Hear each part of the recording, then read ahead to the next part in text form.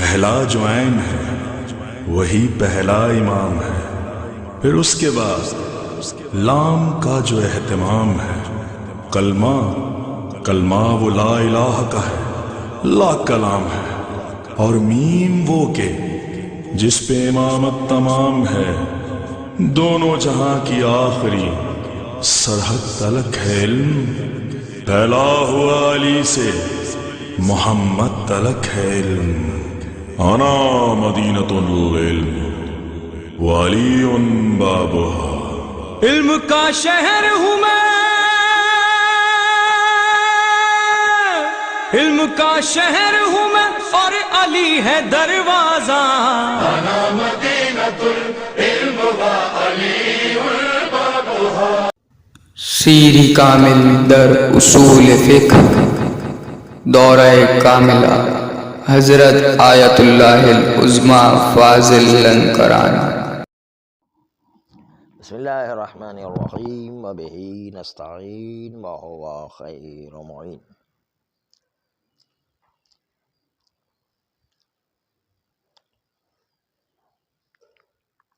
خلاصہ عرض کیا تھا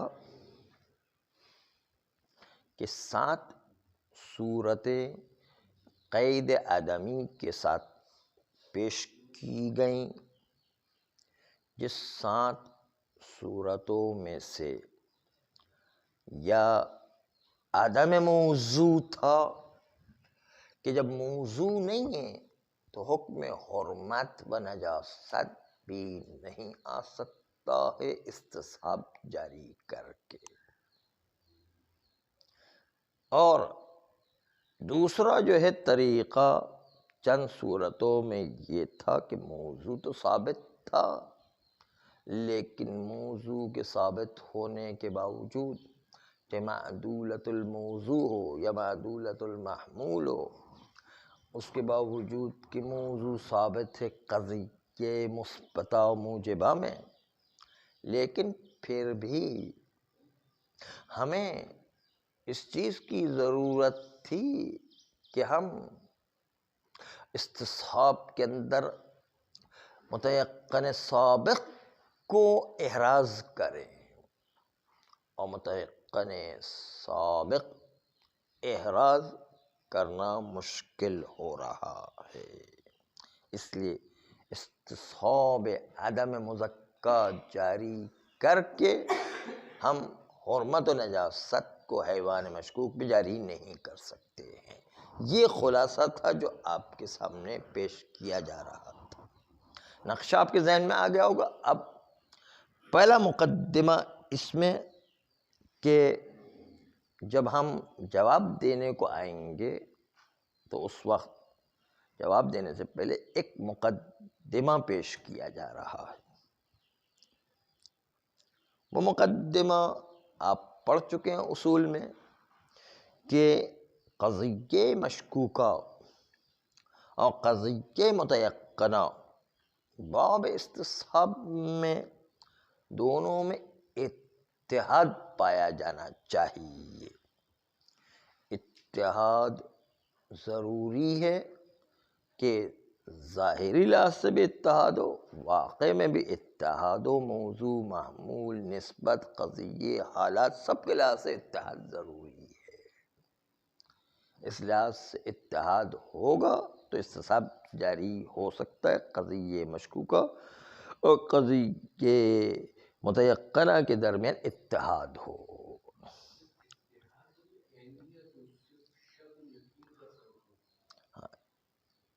اس میں صرف زمان کا فرق ہوتا ہے، زمان کی وجہ سے ایک متیقنہ ہے، دوسرا مشکوکہ ہے، باقی بالکل بے عینی ایک جیسا ہوتا ہے۔ آئیے چیز کہ جو رکن استصحاب میں سے شمار ہوتی ہے، یہ کہ قضیہ متیقنہ اور مشکوکہ کے درمیان کاملاً اتحاد وجود رکھتا ہو، فقط اختلاف زمان میں پایا جائے۔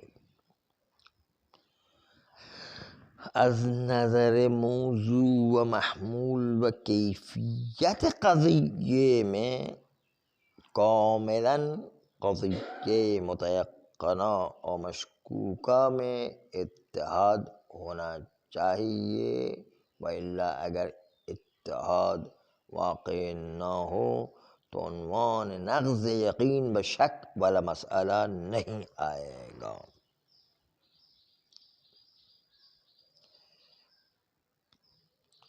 یقین بنجاست ابا ہو اور شک کے در نجاست قبا ہو تو ابا قبا دو الگ الگ چیز ہے، دونوں کے موضوع الگ ہو گئے۔ یہاں پر استصحاب بقاء نجاست ابا کی بجائے قبا قرار دیں تو دونوں کے موضوع ہوئی الگ ہے، کیسے استصحاب قائم ہوگا، قابل نقض نہیں ہے۔ ہاں یہ دونوں قبا ہو، یہ دونوں ابا ہو، موضوع ایک ہونا چاہیے۔ موضوع عبارت از ابا تھا اور استصحاب کے اندر موضوع ہم نے قبا قرار دیا، تو دو الگ الگ موضوع قرار دیں اس میں استصحاب جاری نہیں ہو سکتا ہے۔ اسی طرح محمول میں بھی ایک جیسا محمول ہونا چاہیے، اور محمول میں بھی تبدیلی واقع ہو جائے تو وہ بھی نقض یقین بشک نہیں آئے گا، استصحاب جاری نہیں ہوگا۔ اور قضیے متیقنہ مشکوکہ دونوں قضیے کے اندر تمام خصوصیات ایک جیسی ہونا چاہیے، ثواب و عقاب میں یکساں ہونا چاہیے، نجاست و طہارت و حرمت و عدم حرمت یہ سب میں برابری ہونا چاہیے، تاکہ عنوان نقض یقین بشک یہ صادق آ سکے۔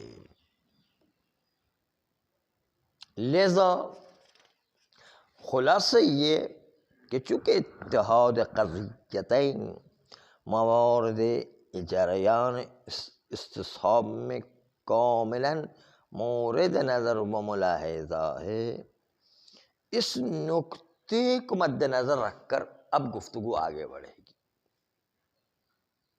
وہ یہ کہ جب ہم شک کرتے ہیں کہ هذه المرأة متولد ام لا،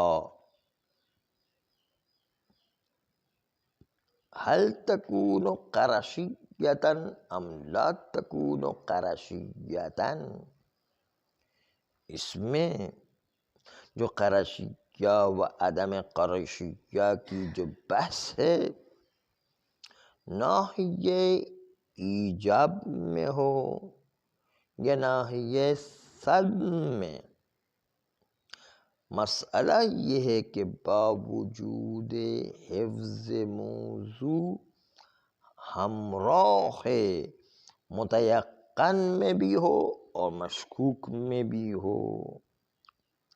هذه المرأة قرشیۃ، یہ قضیہ موجبہ ہے کہ اقتضا کرتا ہے کہ ثبوت موضوع ہو۔ سلب میں بھی هذه المرأة لیس بقرشیۃ، یہ بھی موضوع موجود ہونا چاہیے، اور اس موضوع کے وجود کے بعد کہیں کہ قرشیہ نہیں ہے، سالبہ محصلہ پہ انتفاع موضوع نہیں چلا کرتا ہے۔ اگر اس سالبہ میں وجود موضوع فرض کیا جائے، بفرض حفظ موضوع اگر ایک استصحاب جاری کرنا چاہتے ہیں تو سوال یہ پیدا ہوتا ہے کہ قضیہ متیقنہ جو آپ کا شروع میں ہے اس کو بھی ایسا قضیہ متیقنہ اپنے سلب کے ساتھ ہونا چاہیے کہ انتفاع موضوع صادق نہ آئے بلکہ موضوع کا وجود میں ہونا ضروری ہے۔ یہ عورت قبل از اس کے کہ نطفہ منعقد ہو لم تکن قرشیتاً، اما کس کیفیت سے لم تکن قرشیتاً کہہ رہے ہیں؟ اب لم تکن کیفیتاً کو کیسے کہیں گے کہ قرشیت کی صفت نہیں ہے جبکہ خود وہ خاتون موجود ہی نہیں ہے، خاتون کا وجود ہی نہیں ہے، تو لم تکن قرشیتاً پہ انتفاع موضوع کیسے کہیں گے؟ اس لیے سارا زور اس بات پر ہے کہ قضیہ متیقنہ مشکوکہ کے ساتھ اتحاد رکھتا ہو، یعنی قضیہ متیقنہ کا موضوع جو خاتون ہے وہ پہلے موجود تو ہو کہ جس پر ہم استصحاب جاری کر سکے، جیسے مشکوک قضیے میں وہ خاتون خارج میں ہمارے سامنے کھڑی ہے اور موجود ہے اور اس میں شک کر رہے ہیں کہ قرشیہ ہے، یعنی مشکوک میں ہمیں موضوع مل جاتا ہے، لیکن متیقن میں قبل نطفہ ہم جو ہے اس موضوع مرعی کو کہاں سے لے کر آ جائیں؟ یہ اصل مسئلہ ہے جو استصحاب میں پیدا ہو رہا ہے۔ نہیں چلے گا، کیسے چلے گا؟ ہم اس کو پہلے موضوع کو تو ثابت کریں، نطفے کے بعد ہے، لیکن نطفے کے بعد قرشیہ ہے یا نہیں وہ مشکوک ہو گیا۔ پھر متیقنہ لے کر آئے کہ متیقنہ لے کر آئے کہ وہ خاتون نطفے سے پہلے ہی قرشیہ نہیں تھی، یہ ثابت کرنے کے لیے موضوع تو پہلے لے کر آئے، عورت کو تو لے کر آئے، وہ ہے ہی نہیں عورت، کیسے آپ استصحاب جاری کریں؟ نہیں، عورت جو ہے بالفرض نطفے میں پوشیدہ۔ اول تو ہم اس کو نہیں مانتے کہ نطفہ عورت ہو، اول تو یہ کہ عرفاً اس کو عورت نہیں کہا جائے گا نطفے کو، ثانیاً یہ کہ چلو اس نطفے کو عورت مان لی، تو نطفے کو عورت ماننے کے بعد پھر وہ شک کا مورد ہو جاتا ہے کہ آیا وہ قرشیہ ہے یا نہیں، پھر وہی کوئی مسئلہ پیدا ہوتا ہے۔ اول تو ہے نہیں، اگر ہو بھی تو پھر یہ اشکال پھر دوبارہ آ جاتا ہے کہ اس کو چلو عورت مان لیا۔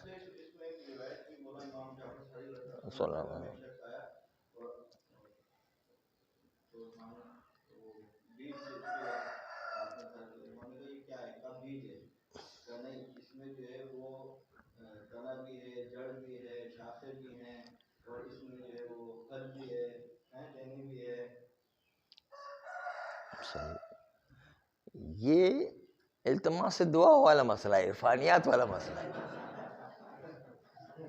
اس سے ہم جو شریعت میں عرف جس کو فہم رکھتا ہے اس کو مد نظر رکھتا ہے، کوئی بھی عرف میں اس بیج کو تنا درخت و پھل اور یہ چیزیں نہیں مانے گا کون، ورنہ تو وہ خرید کر لے جاتا اور کہتا کہ بھائی چلو ایک بیج کے اندر سارا سمیٹ کا آگے میں گھر پہ جا کے اس کو کھول لوں گا، نہیں مانتا کوئی بھی، کوئی تھوڑی مانتا ہے۔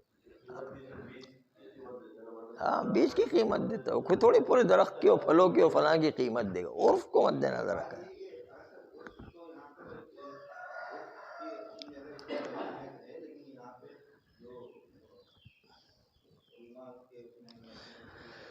ہر روایت کی اپنی تطبیق ہوتی ہے، اپنی مرضی سے اٹھا کے ہر جگہ تطبیق نہیں کر دیتے روایت کو۔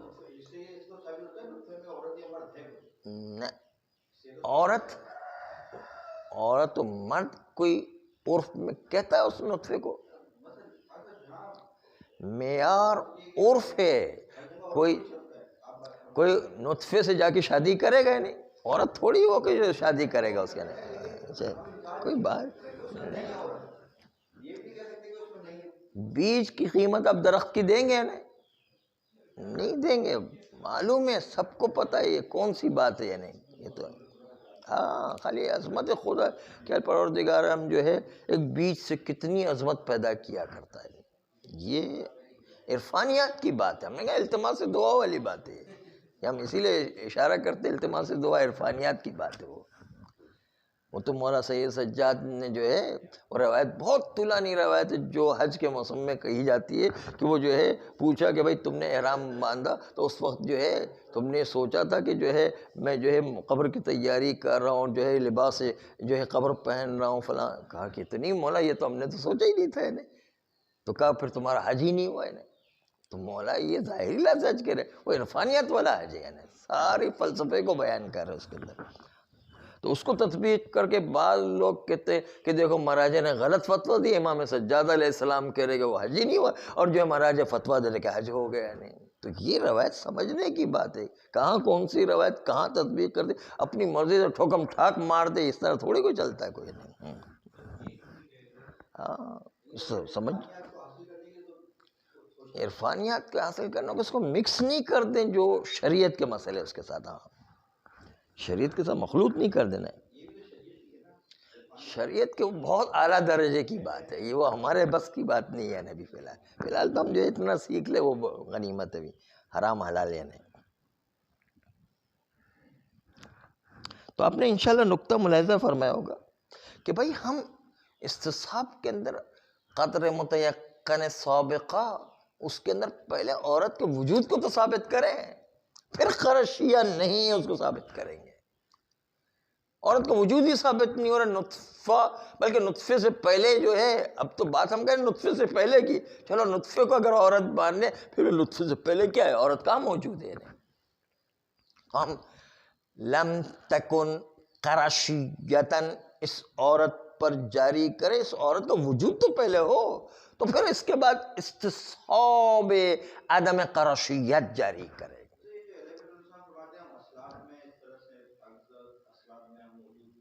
وہ بھی عرفانیات کی بات ہے، التماس دعا والی بات ہے.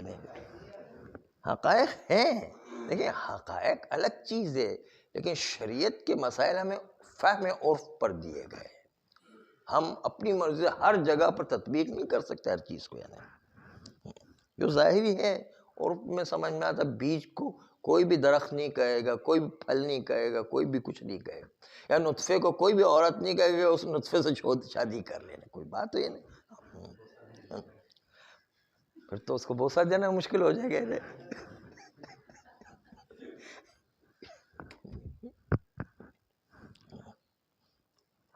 تو دیکھیں یہ ہوئی نا عرفانیت کی اعلیٰ قسمیں نکلتی جا رہی ہے اس ہاں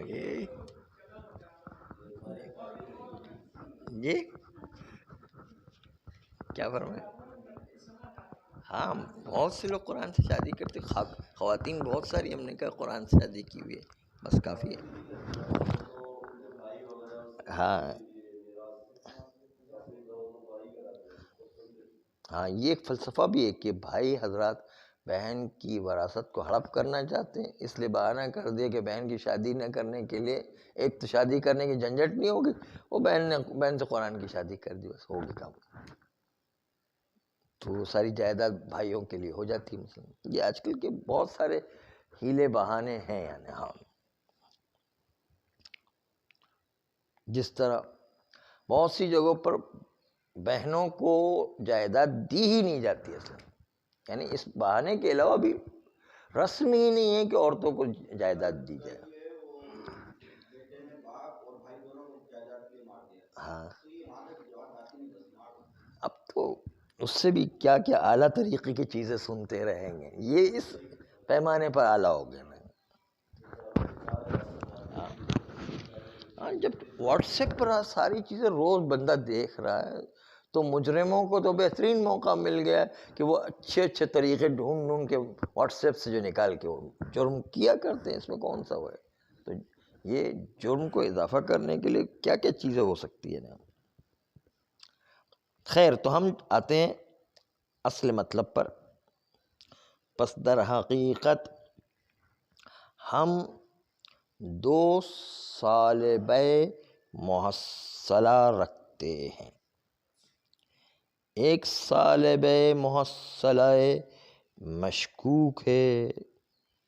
اس مشکوک میں وجود موضوع، ثبوت موضوع مفروغ عنہ ہے، اس لیے کہ یہ عورت سامنے آ کر کھڑی ہے، ہمارے سامنے کھڑی ہے نا، اور مشکوک ہے کہ قرشیہ ہے یا نہیں. اس لیے مشکوک تو موجود ہے نا، اس میں کوئی شک نہیں ہے. صرف اس کے لیے یقین سابق ثابت کرنا یہ مسئلہ مشکل ہے.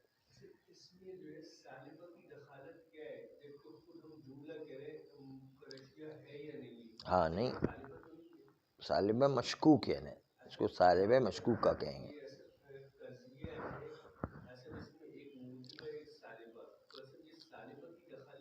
صالبہ مشکوکہ کہتے ہیں نا، اس لیے کہ ابھی ہمیں خود شک ہے، واقعیت میں شک ہے، اس لیے قضیہ بھی جیسا ہوتا ہے اسی طریقے سے تعبیر کیا جاتا ہے. نہیں، صالبہ مشکوکہ کہیں گے اس کو. استصحاب میں تو یہی ہوتا ہے کہ یا تو وجود موضوع میں شک ہوگا یا عدم موضوع میں شک ہوگا. مثلا کسی چیز میں شک ہوگا تبھی تو وہ قضیہ مشکوکہ بنے گا، چاہے وجود میں ہو چاہے عدم میں ہو، دونوں میں قضیہ مشکوکہ بنے گا. کہتے ہیں یہ قضیہ متیقنہ میں اصل بحث ہے. قضیہ متیقنہ کہ عبارت از صالب محصلہ پہ انتفاع موضوع ہے کہ ہذہ المرأۃ لیست قرشیۃ، یہ عورت قرشیہ نہیں ہے.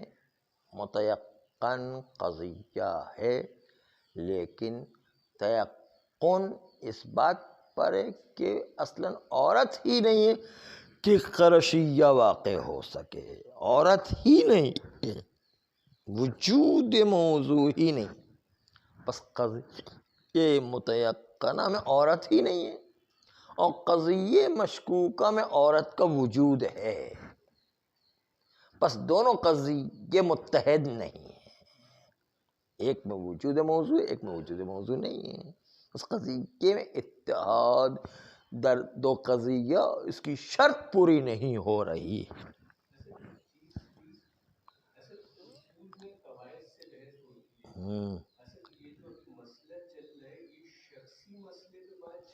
شخصی مسئلے پر نہیں،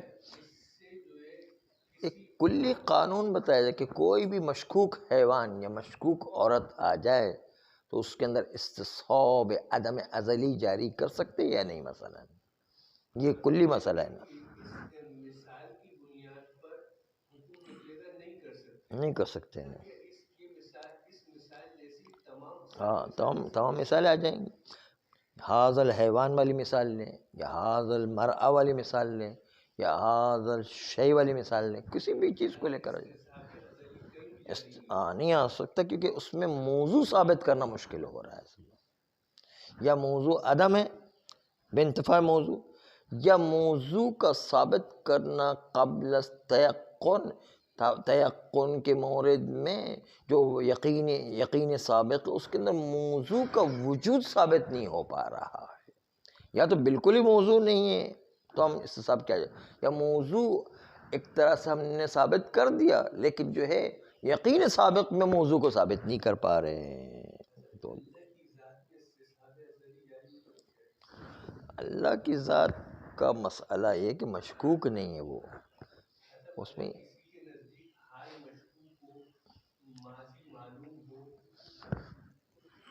وہ جو ہے اللہ کی ذات مشکوک اور متیقن اصولی قضیے سے نہیں چلے، اس کے لیے دلائل قطعیہ چاہیے، اس میں اندر شک والی باتیں نہیں چلتی اس میں۔ بس یہاں تک جو آپ کی جو رسائی ہوئی ہے وہ یہی ہے کہ قضیہ متیقنہ میں چونکہ موضوع موجود نہیں، اس لیے کہا جائے هذه المرأة لیست بقرشیۃ، یہ قضیہ متیقنہ اس کا موضوع ہی موجود نہیں ہے، اس لیے قضیہ متیقنہ و مشکوکہ میں اتحاد موجود نہیں۔ جب اتحاد موجود نہیں تو ارکان استصحاب موجود نہیں، ارکان استصحاب نہیں، بس استصحاب جاری نہیں ہو سکتا۔ جب استصحاب جاری نہیں ہو سکتا، جس طرح مرأہ میں استصحاب جاری نہیں ہو سکتا، اس حیوان مشکوک میں بھی استصحاب جاری نہیں ہو سکتا، اس کی وجہ سے نجاست و حرمت اس حیوان میں ثابت نہیں کر سکتے ہیں۔ صلی اللہ علیہ وآلہ وسلم۔